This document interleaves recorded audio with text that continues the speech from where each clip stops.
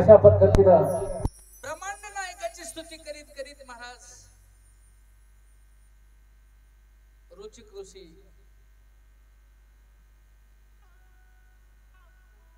सह्याद्रीच्या मार्गाला लागला.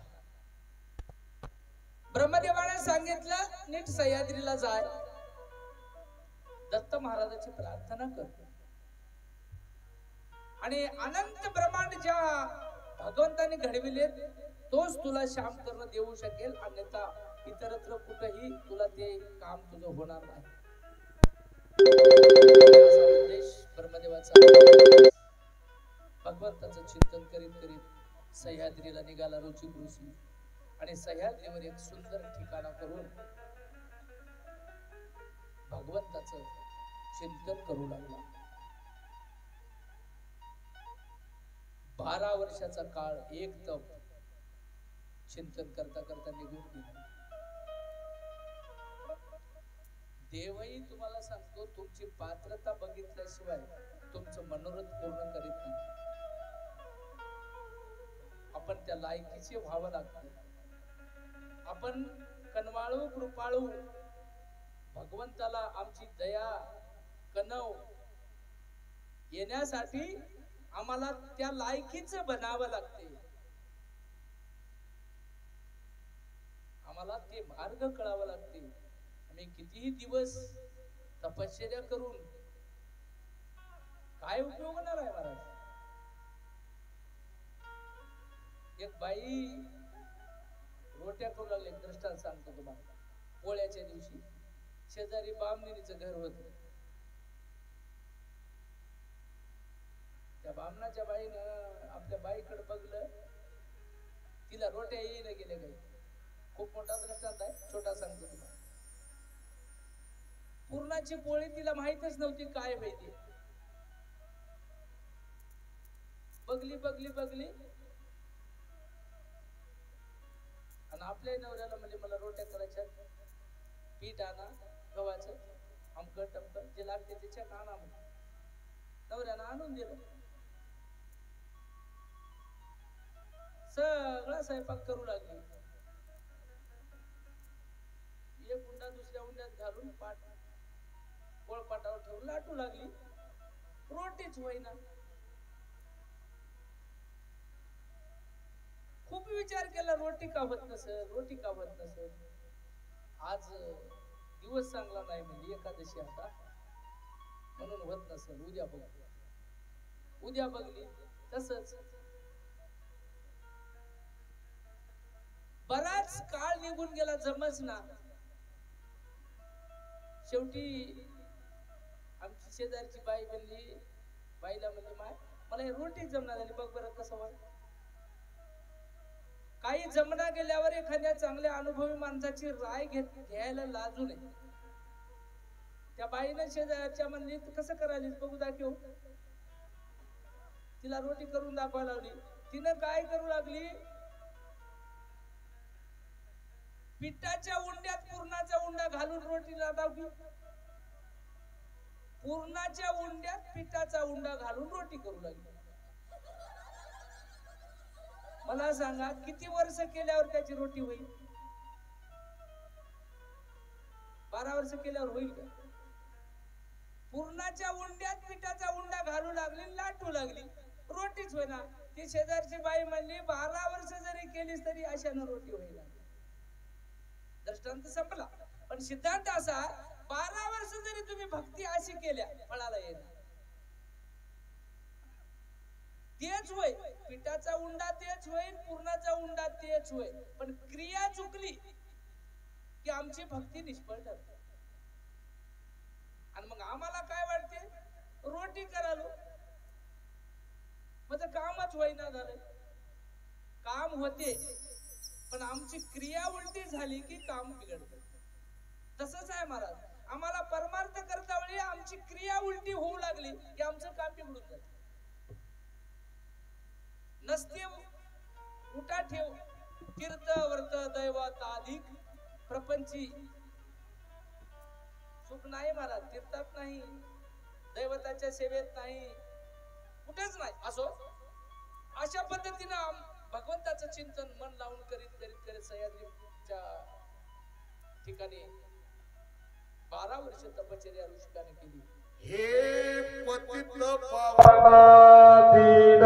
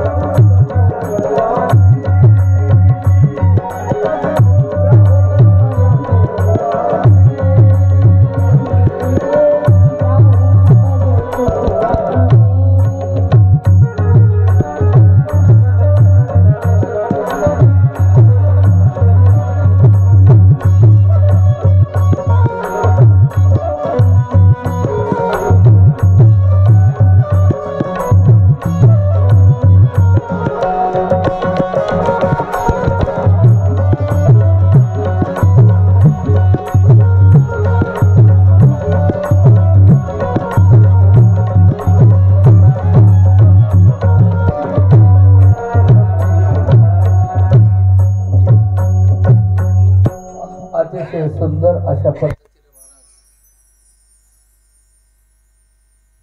काय संगीतामध्ये खरंच ताकद राहते.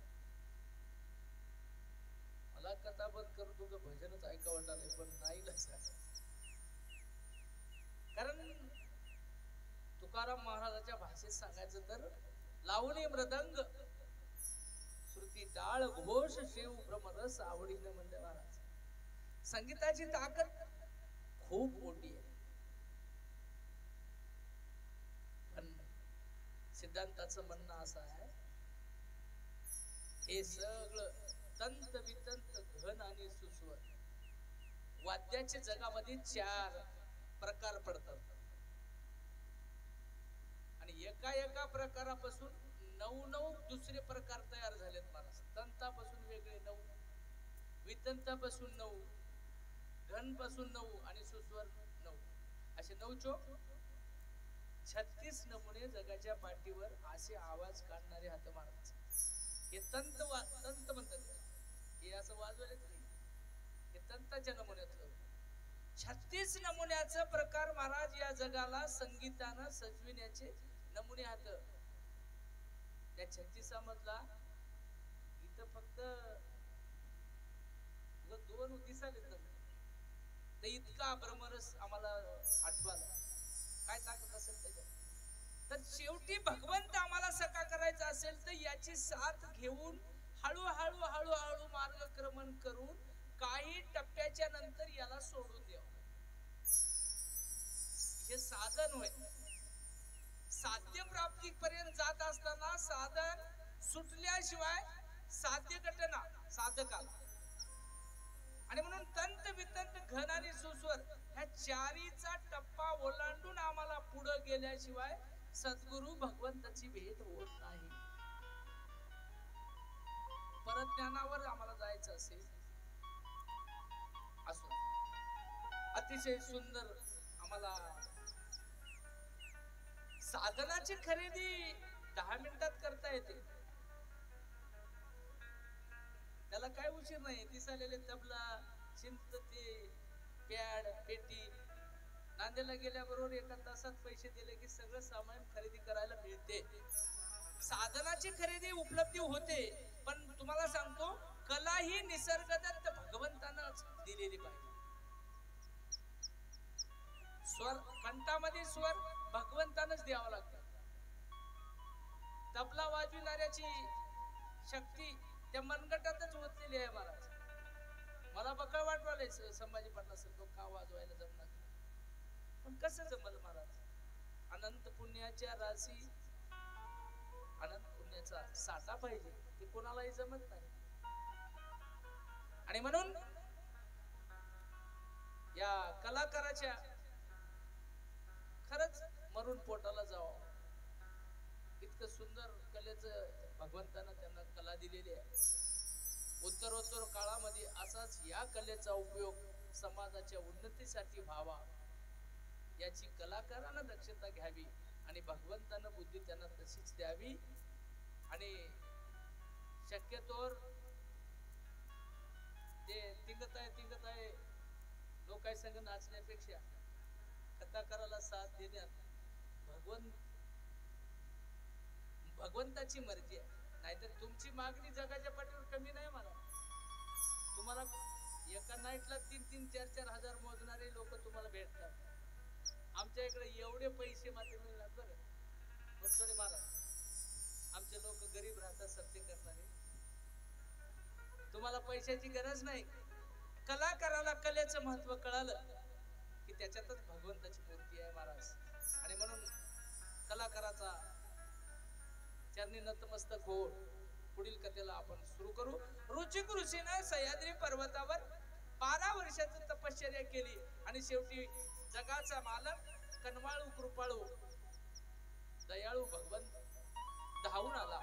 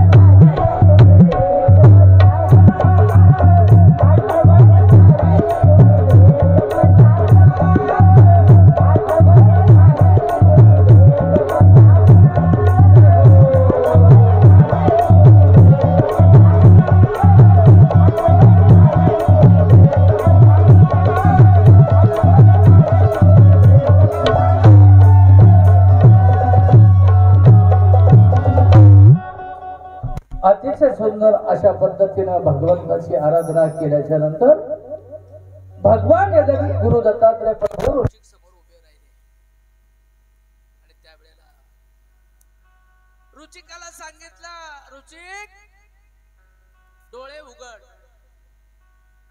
आणि काय मनोवांछित आहे, तुझ्या काय मनात आहे, कशामुळे तपश्चर्या मांडलेली आहे. त्यावेळेला साष्टांग नमस्कार घातला रुचिकानं भगवंताच्या चरणी आणि भगवंताला म्हणतो, भगवान मला गादी राजानं मुलगी देण्यासाठी 500 वारू आणायला सांगितले आणि आकाशवाणी अशी झाली की रुचिक तू लग्न कर, ग्रहस्थाश्रम थाट, पुत्र प्राप्ती झाल्याशिवाय तुला मोक्ष प्राप्ती नाही आणि म्हणून तुमच्या मर्जीनुसारच मी गादी राजाकडे गेलो होतो. घडलेला इतिहास सगळा सांगितला रुचिकानं आणि गादी राजानं कौशिका नावाची मुलगी मला द्यायचं ठरविलंय, पण त्यानं आड घातली मध्ये 500 श्यामकर्ण मागितलेत आणि ते श्यामकर्ण तुम्हाला मागण्यासाठी मी तुमच्याकडे आलोय. याच्या अगोदर मी सागराकडे गेलो, ब्रह्मदेवाकडे गेलो, विष्णूकडे गेलो, सगळ्याकडे फिरलो आणि त्यांनी तुमच्याकडे मला पाठवले. भगवान जगद्गुरु दत्तात्रय प्रभूने स्मित हास्य केलं. कळना गेलेल्या लेकराला बघून महाराज शाना माणूस, जाणत माणूस हास्तेच. मी काल सांगितलं तुम्हाला ते भावली मागते की नाही लेकरू, तसं भगवंतानी स्मित हास्य केलं. आता इथं स्मित हास्य काय केलं पुढे सांगतो तुम्हाला. आणि त्यावेळेला सांगितलं, मग तुला काय पाहिजे? काही नाही भगवान, मला 500 श्यामकर्ण पाहिजे. तथास्तु, ठीक आहे. भगवंत नासिवंत वस्तू कुठलीही काही आणि शाश्वत वस्तू तुम्ही काही मागावं, तुम्ही मागितलेलं जे जे पाहिजे जा जावे, जे जे पाहिजे जा जावे, ती तुने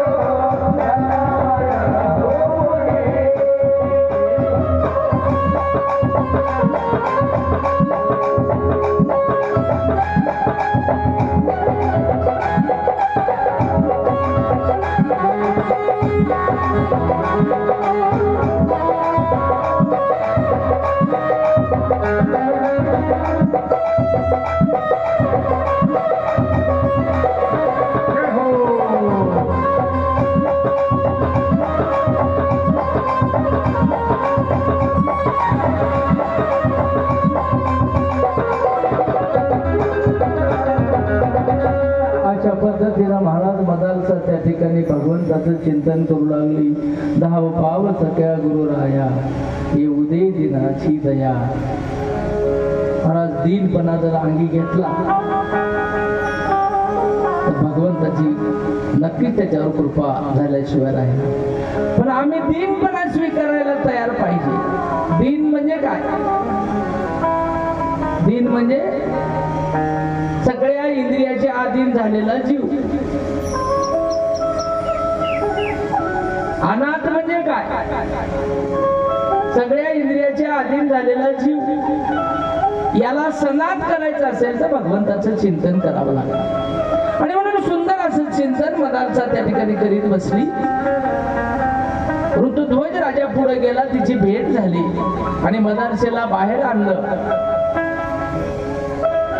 आणि अशा प्रसंगामध्ये त्या ठिकाणी विंध्याचल पर्वतातले त्या गालव मुनीच्या आश्रमाच्या आजूबाजूला शेजारी पाजारी राहणारे सगळे ऋषी मुनी त्या ठिकाणी जमले महाराज.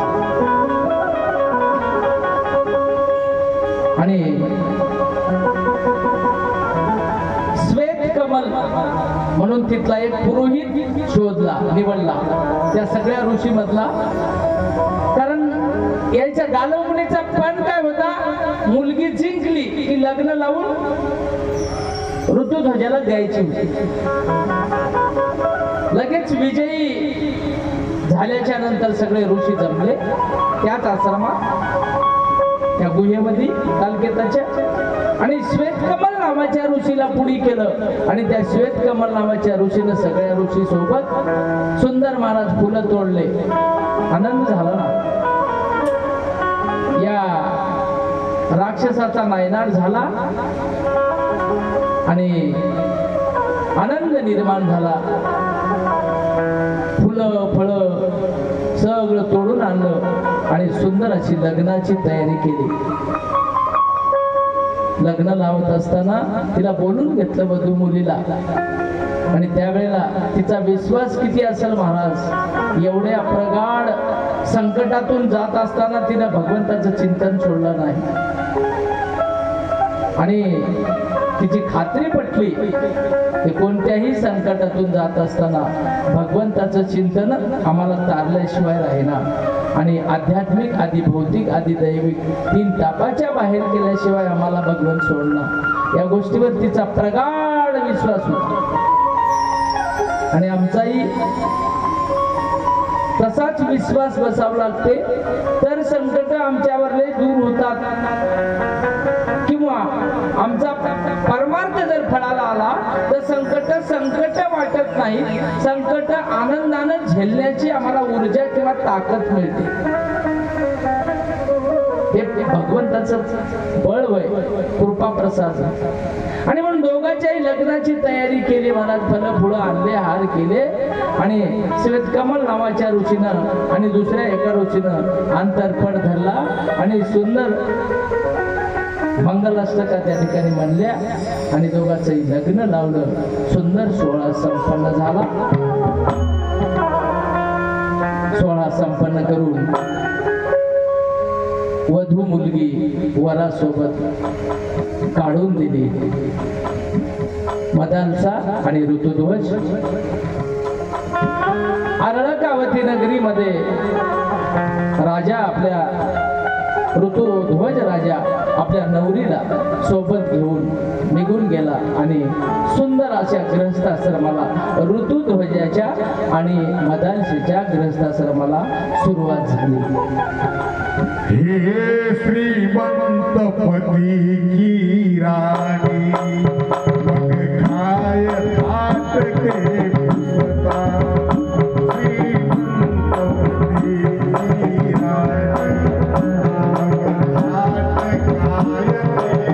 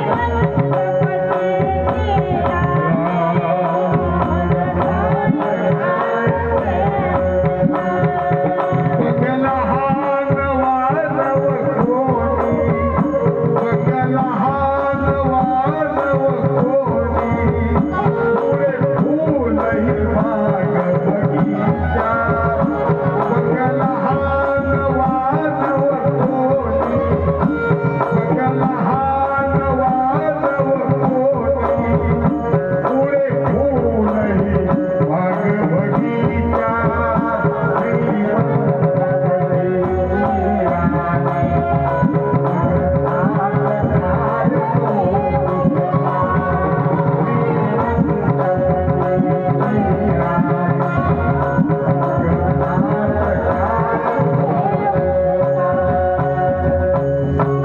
अशा पद्धतीनं मला सुंदर अशा ग्रस्ताश्रमाला सुरुवात झाली. सत्राजित राजाची सून म्हणून मदालसा नांदायला गेली आणि महापराक्रमी राजा ऋतुध्वज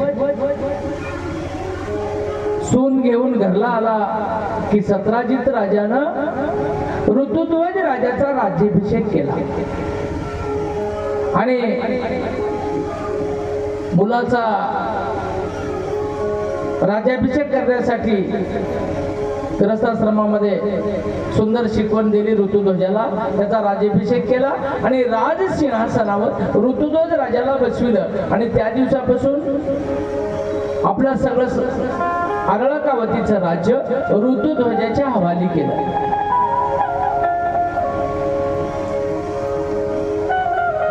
बरेच दिवस निघून गेले. राजा अतिशय सुंदर राज्य चालू लागला. राज्य चालविता चालविता अचानक याचं लग्न झालं. पत्नी घरात आली पण लग्न होऊन पत्नी घरात आल्यावर काही मधला काळ राजा बिघडला.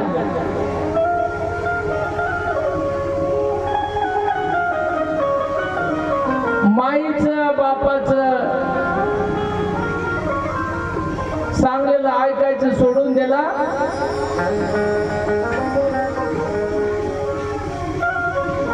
आणि तांदळाचा टप्पू ध्यानात बसला आणि राजाच्या राज्यकारभाराकडे दुर्लक्ष होऊ लागलं. बायकोच्या अधीन झाला, मोहात फसला. सत्राजित राजानं दुरून 2 दिवस बघितले कारण बिघडलेल्या लेकराकडे मायबाप डायरेक्ट अटॅक करणार. त्याची आधी खात्री करतात खरंच होय की उगा होय म्हणून. पण मग मधल्या 2 दिवसामध्ये राजाची वागण्याची चाल, राजदरबारामध्ये आलेल्या लोकांना बोलण्याची शैली, घरात वागणं थोडस बिघडलेलं दिसल्यामुळं बाकी इतरत्र त्याचा परिणाम वाईट होऊ नये म्हणून सत्राजितानं आपल्या पोराला जवळ बोलविलं राजाला आणि सांगितलं, खडावून सांगितलं, म्हणले राजकुमार उत्तम मी न्यायदान करत असताना, राज्य चालवत असताना माझ्या हातून कधी चूक झाली नाही आणि आता तू नवीन राजा झालास, नवीन तुझं लग्न झालंय. लग्न झाल्यावर बघा तुम्ही माय आपल्या लेकराला काय म्हणते. सगळ्या घरी नाही, काही काही घरी होती. माय आपल्या लेकराला म्हणते, बाब्या तू इतके दिवस असं बोलत गेला नाहीस, तुझे कान कोण फुकलेत मला माहित हा. याचा अर्थ काय, लग्न झाल्यावर बाब्यात काहीतरी बदल झालाय आणि तेच बदल या ऋतुध्वजात चालतात. आणि म्हणून बापानं खडसावलं, हे चालत नाही. राज्यकारभार चालवायचा असेल तर मायेच्या मोहाच्या आधी जाऊन या बाईच्या नादी लागून इतका गुरफटून जाऊन जमत नाही. राज्यांती नरकाला जाशील. राज्य कसे चालवावं याचा सगळा बोध त्या ठिकाणी आपल्या बिघडलेल्या पोराला सत्राजितानं अर्थात ऋतुध्वजाला दिला. आणि राजा ज्ञानी होता, बुद्धिवादी होता, विकसित बुद्धीचा होता. शाने माणसं शाण्याला शब्दाचा मार राहते महाराज. ज्याला शब्द लागतात की नाही त्याला शान म्हणा, आणि ज्याला टोमकेही लागणार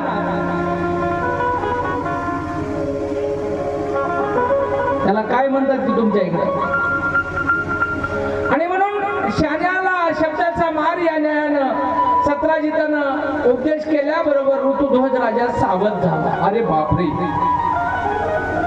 जसं आपले माणसं विचार करतात आपला मोठा घराणा आहे, आपला पहिल्यापासून चांगला घराणा आहे, आपल्या घराण्यात कोणाची बदनामी झाली नाही, आपल्या घराण्यात असं वागलेलं जमत नाही आणि हे आपल्याला शोभत नाही, अशी जर घरी चर्चा झाली आणि दुसऱ्या दिवशी मुलगा कामाला लागला आणि कायमचा नीट झाला, याच पद्धतीने सत्राजित राजानं ऋतुध्वजाला सांगितलं आणि राजा त्या दिवसापासून सुंदर राज्यकारभार करू लागला आणि उत्तम पद्धतीचा राजव्यवहार चालत असताना एके दिवशी शिकारीला निघाला.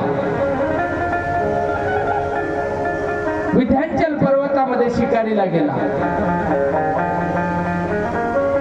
शिकारीला जात असताना हे जे तालकेतू नावाचा राजा राक्षस मारलाय की नाही पहिलं यानं, या राक्षसाचं पोरग होत त्याच्या आश्रमात महागत शिल्लक. त्या राक्षसाच्या पोरानं काय केलंय, हरणाचं रूप घेतलंय. बापाचा बदला घ्यायचा, बापाचा बदला घेऊन हरणाचं रूप घेतलंय आणि ऋतुध्वज राजा शिकारीला त्या वनात आलाय. आणि ऋतुध्वज राजाच्या समोर हरणाचं रूप घेऊन ऋतुध्वज राजाचा पाठलाग, त्या हरणाचा पाठलाग ऋतुध्वजानं केला शिकारीसाठी. ओरिजिनल हरिण नव्हतं महाराज, ते त्या तालकेताचा मुलानं रूप घेतलेलं होतं आणि त्या हरणाच्या पाठीमाग ही ऋतुध्वज राजा धावत सुटला. हरणामुळेच महाराज किती क्लिष्ट कथा ऐकल्या तुम्ही. भगवान रामचंद्र प्रभूची या हरणामुळेच बेजारी झाली. या हरण 2-3 जागी लई नंबर 1 ची कथा घडून जातात. आता 2-3 जागी हरण मामा मरीच मामाने हरणाचं रूप घेतलं होतं. रामचंद्र प्रभूला हरणाच्या रूपानंच रामायण घडलं महाराज.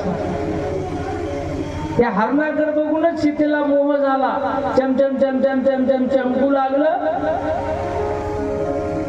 आणि त्याच्या कातड्याची चोळी या बाईला लेवा वाटली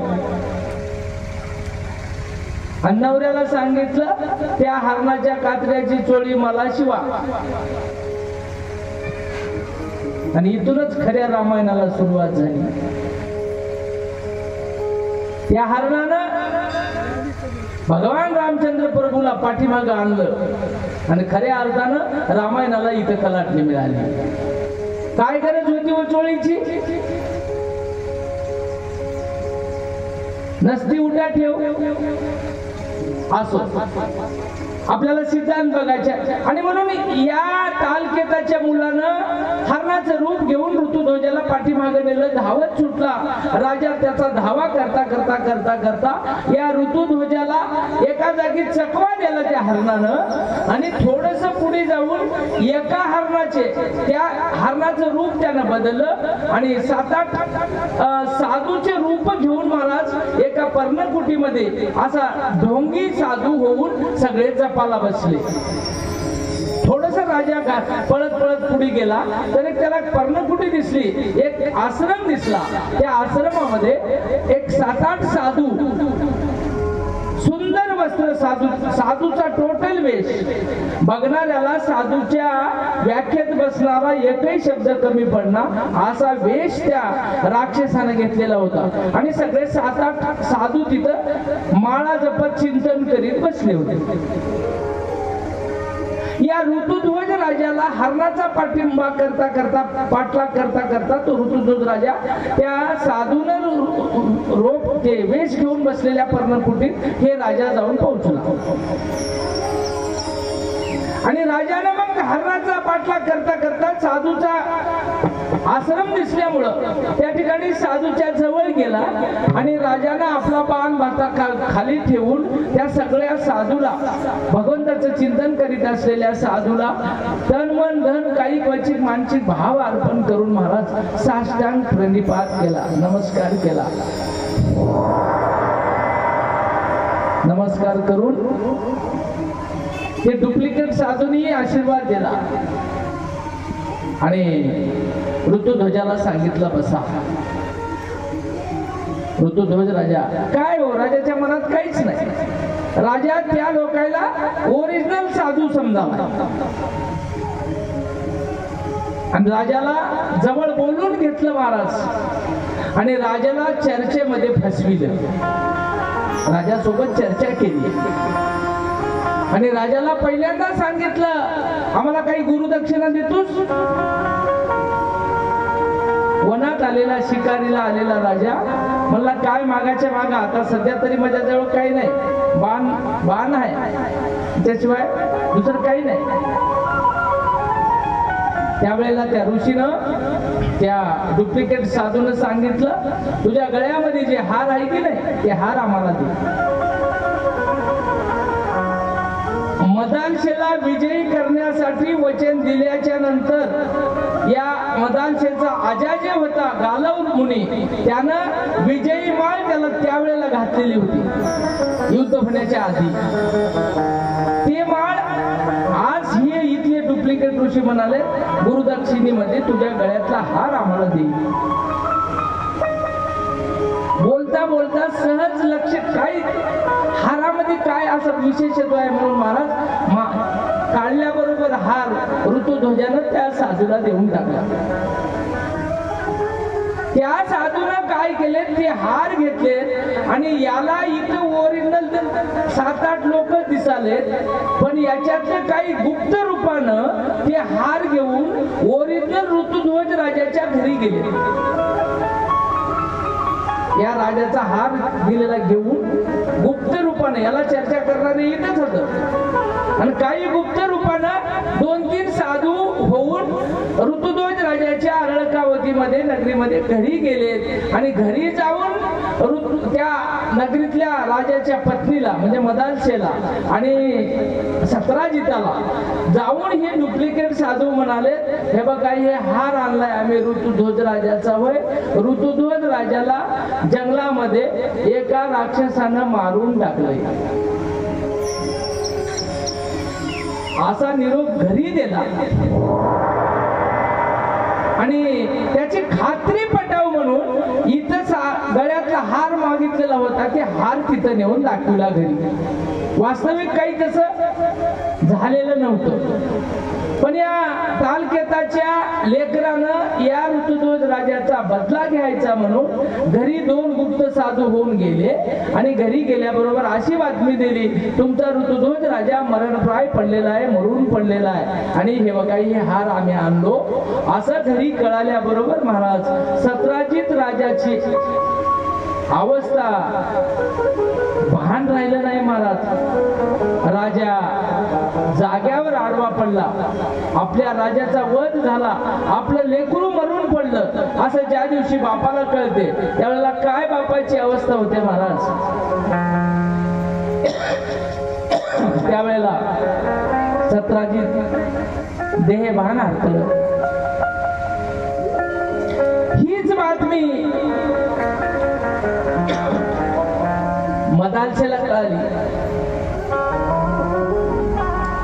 मदालशेला कळाल्याबरोबर महाराज काय झालं मदालशेनं पुन्हा चौकशी केली काय झालं तर राक्षसाने मोठ्याने सांगितलं की बाबा ऋतुध्वज राजाला एका दुष्ट राक्षसानं मारून टाकलंय आणि हे त्याच्या गळ्यातला हार. असं कळाल्याबरोबर महाराज मदालशेचा प्राण निघून गेला, गत प्राण नाही.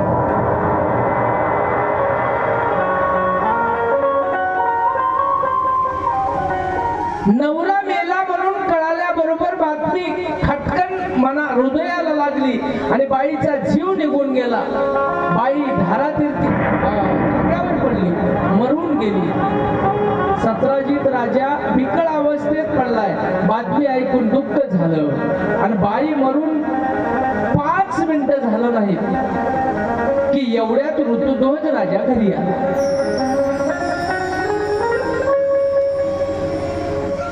आणि हे डुप्लिकेट जे राक्षस आले होते साधूचा वेश घेऊन निघून गेले. ओरिजिनल ऋतुध्वज घरी आला आणि घरी येऊन परिस्थिती बघते तर मदालचा आपली पत्नी मेलेली दिसली आणि बाप विकळ अवस्थेत पडलाय. बापानं बघितलं, सत्राजितानं बघितलं, उठून मुलगा घरी आला. आवा आवा आनंद झाला, या दोघांना आनंद झाला. पण मदालचा जी पत्नी होती ती झटक्यात मरून गेली. हे फार मोठं दुःख ओढवलं. आणि त्यावेळेला ऋतुध्वज राजानं प्रसंग बघितला. काय करावं महाराज अशा परिस्थितीत? हे सज्जनाला राक्षस लोक असे त्रास देतात. त्यावेळेला विद्यांचल पर्वतातले सगळे ऋषी मुनी जपी संन्यासी वैरागी जे जे लोक होते, साधक सिद्ध साधू संत सत्पुरुष सगळे जमा झाले. आणि अशा प्रसंगात दुःखाला आपण सामोर जावं, आधार द्यावा म्हणून सत्राजित राजाच्या आरळकावती नगरीमध्ये या प्रसंगाला आपण काहीतरी सहानुभूती द्यावी म्हणून सगळा मंडळ त्या ठिकाणी ऋषीचं तिथं जमलं. काय करावं, काय सुधारणा? ऋतुध्वज राजाला आपली पत्नी मरून पडली, लेकरू बाळ अजून झालेलं नाही, नेमकं लग्न होऊन वर्ष झालं असं दुःख वाट्याला आलं. आणि त्यावेळेला हतबल होऊन राजा बसला. तर सगळ्या जमलेल्या ऋषी मुनींनी ऋतुध्वजाला आणि सत्राजिताला विनंती केली, भगवान राजश्री तुम्ही आमचं ऐका. काय ऐकायचं? काहीच नाही म्हणले. विनाकारण मदालशेचा प्राण या ठिकाणी गेला. आम्ही महादेवाकडे जातो आणि या मदालशेचा जीव पुन्हा वापस आणतो. कारण उत्पत्ती स्थिती आणि लय तिघाकडे 3 खाते आता. ब्रह्मदेवाकडे एक, विष्णूकडे एक आणि महादेवाकडे एक. जगाचे 3 खाते चालविण्याचे 3 खातेदार आहेत. जीवनाचा शेवट, जीवनाचा लय करणं शंभू महादेवाच्या शंकराच्या ताब्यात विषय येते. आणि हे जीव गेला ना त्याच्या कोर्टातला विषय बाई शंकराच्या. मग सगळ्या ऋषीनं एक मत केलं, आपण सगळं शिष्टमंडळ शंकराकडे जाऊ. सगळ्याचं एकमत झाला महाराज आणि नीट कैलासात गेले सगळेच. या दोघांना सांगितलं, सत्राजिताला आणि ऋतुध्वजाला, आता तुम्ही पुढची अंत्यविधीची तयारी काही करू नका, थांबा. झटकीफट निर्णय घेतला आणि सगळे कैलासात गेले. शंभू महादेवाजवळ जाऊन सगळ्या ऋषीनं मुनीनं सगळ्यांनी तपश्चर्या केली आणि एकदाच तुम्ही मदालशेला जीव दान द्या. तुम्ही विश्वनाथ